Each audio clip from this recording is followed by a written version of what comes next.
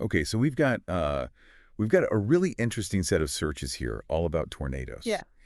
And we're calling this a deep dive Right. because we're going to try to go deep on what these searches are telling us Yeah. about how people are reacting to, the threat of a tornado. Yeah. And maybe even how we look for information in general during a weather emergency. Yeah. And I think one of the things that really stands out to me is just how many of these searches are for really specific places. Like, we see Lake City a bunch of times, Monnet Bay, Jonesboro, Truman, all these places in Arkansas. Yeah. And then, of course, Nashville keeps coming up, too. Yeah, like Lake City, Right, exactly. Lake City tornado. Yeah, so it seems like people are really focused on what's happening in their immediate area.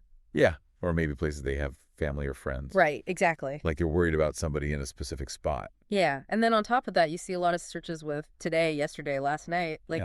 People need this information right now. They're not just casually looking up stuff about tornadoes in general. It's very, urgent and immediate. Exactly. And that makes sense when you think about, if there's a tornado warning. Right. You need to know what's happening right now. Right. And we see that even more when we look at the types of searches. Yeah. Like you said, some of them are really broad, like Arkansas tornado or tornadoes today, just kind of getting the big picture. Mm-hmm. But then we also see things like wedge tornado, which is a very specific type of tornado. Right. And pretty scary one. Yeah, for people who don't know, a wedge tornado is it's huge. Yeah, it's massive. It's wider than it is tall. Yeah, it's one of those where you just know, something bad is happening. Yeah, you don't want to mess with the wedge tornado. Nope. And the fact that people are searching for that specific term means... They know what they're dealing with. Yeah, it means they're aware of this really dangerous phenomenon. Yeah. And they want to know more about it. Right. And then you've got all those searches for real-time tracking. Yeah. Tornado Tracker Live. Where's the tornado now? Tornado Map Live. Live weather.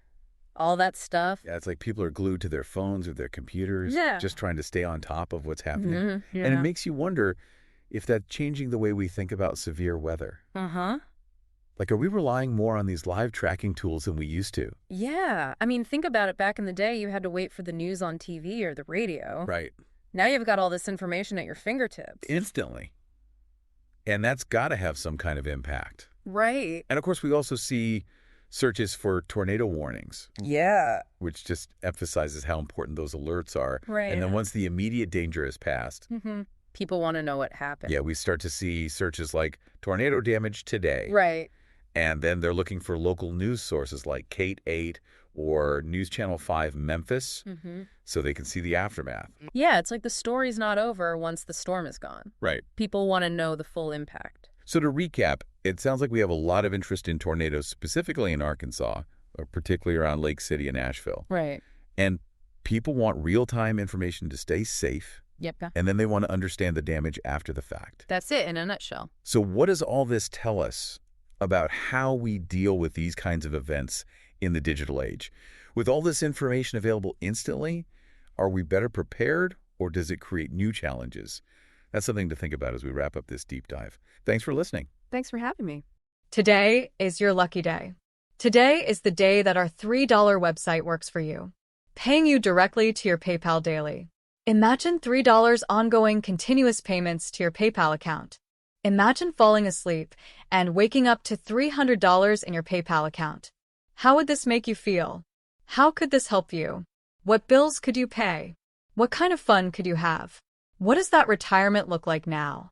All for a one-time payment of $3. This website is DFY done for you, fully built and completely hosted, and never stops collecting payments for you.